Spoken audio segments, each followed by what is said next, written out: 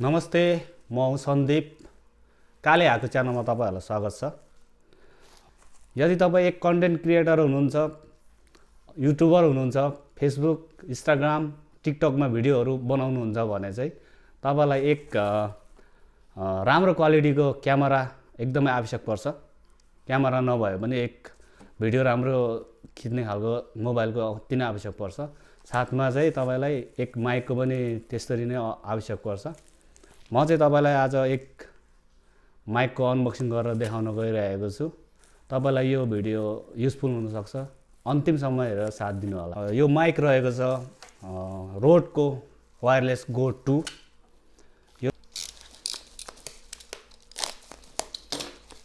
यो चाहिँ मैले कुपाङबाट मगाएको हो।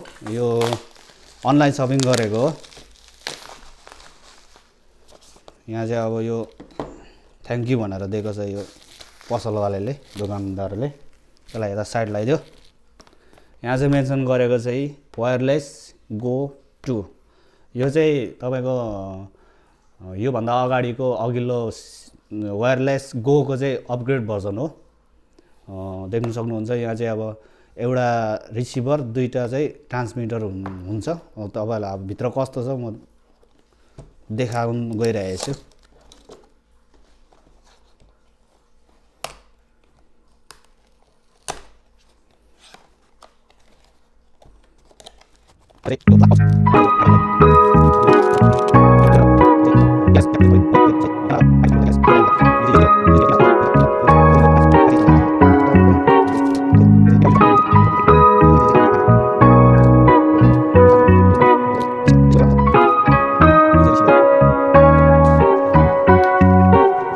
यो चाहिँ योभन्दा अघिल्लो तपाईँको वायरलेस गोको चाहिँ अपग्रेड भर्जन हो। त्यसमा चाहिँ एउटा रिसिभर र एउटा ट्रान्समिटर मात्र आउँथ्यो। यसमा चाहिँ तपाईँको दुईटा ट्रान्समिटर, एउटा रिसिभर छ।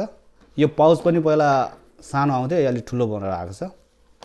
यो अनबक्सिङ गरिसकेको छौँ। यो प्याकबाट चाहिँ तपाईँले यो यति सामान चाहिँ देख्न सक्नुहुन्छ। यो चाहिँ रहेको छ तपाईँको पाउच, यो माइक राख्नको लागि।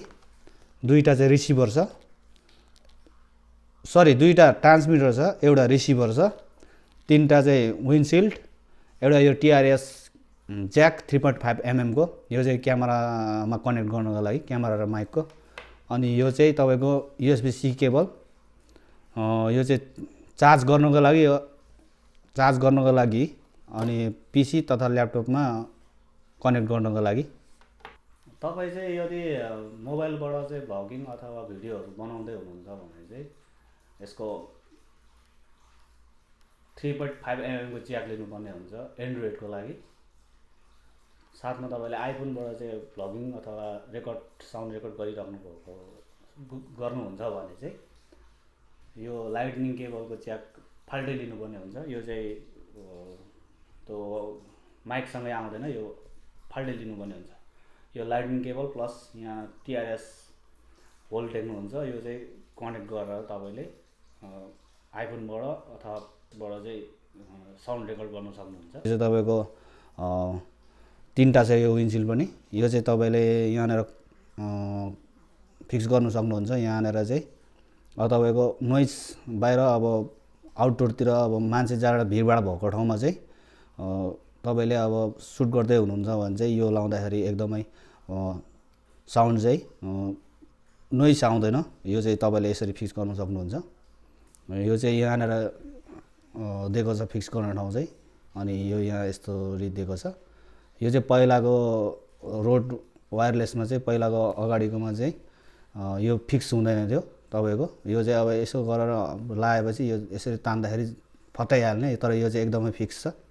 यो चाहिँ यसरी लाएपछि तपाईँको सेट भएपछि यो तान्दाखेरि पनि आउँदैन, दोहोरो तरिकाले एकदमै सेट भएर यहीँ रहन्छ। अनि चाहिँ स्पेसिफिकेसनको कुरो गर्दाखेरि चाहिँ तपाईँको योभन्दा अघिल्लो भर्जनमा चाहिँ इनबिल्ट मेमोरी उपलब्ध थिएन। यसमा चाहिँ इनबिल्ट मेमोरी उपलब्ध छ।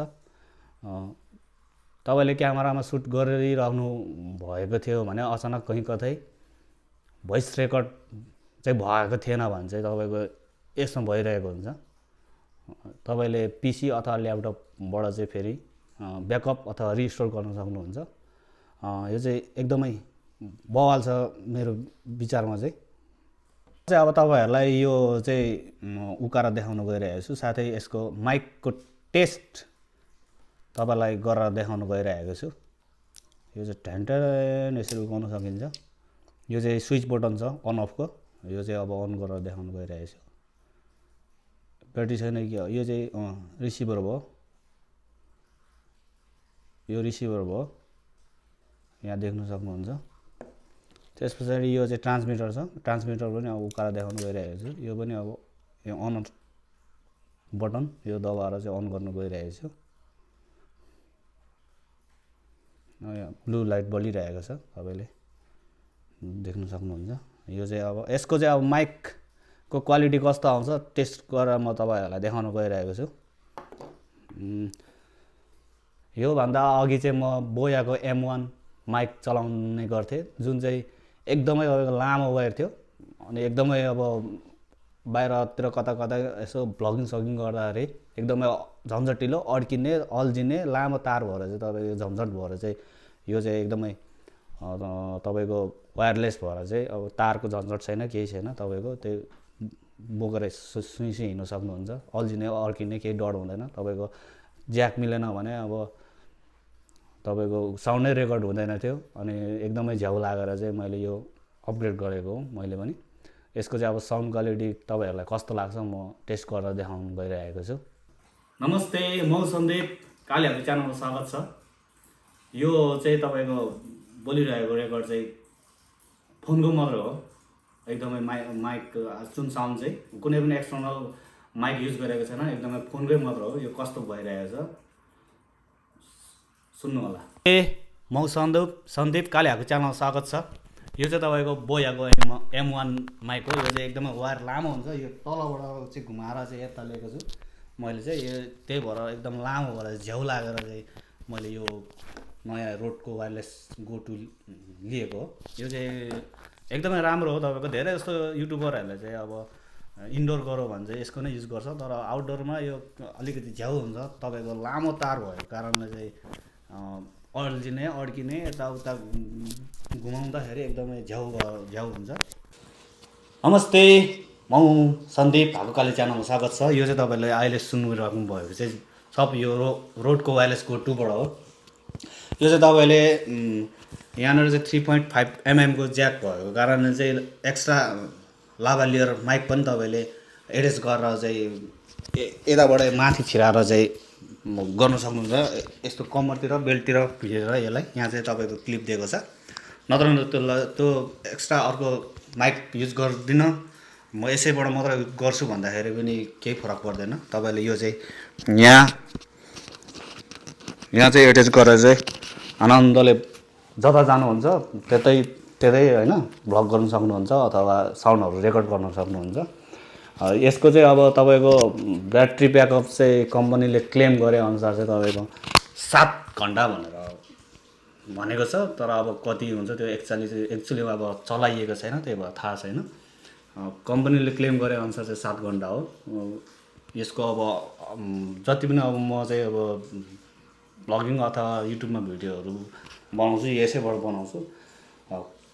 1-2 दिन चलाएपछि पक्कै पनि थाहा भइहाल्छ। म तपाईँहरूलाई एकदम सेयर गर्ने नै छु।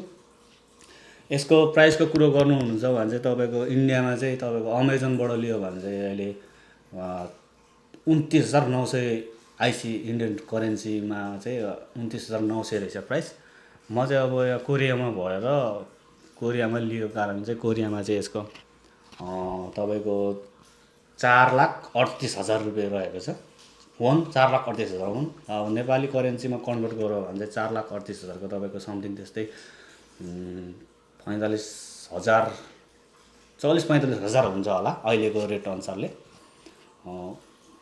तपाईँहरूले अब नेपालमा चाहिँ युज गरिराख्नु भएको छ भने कतिसम्म पर्छ यसको चाहिँ प्राइस कमेन्ट गरेर भन्नु होला। तपाईँहरूलाई यो भिडियो कस्तो लाग्यो, यो माइक कस्तो लाग्यो कमेन्ट गर्नु होला प्लिज। साथै मेरो च्यानल काले हाकुरलाई चाहिँ सब्सक्राइब गर्नुभएको छैन भने सब्सक्राइब गरेर सपोर्ट गर्नु होला। हस् त। धन्यवाद।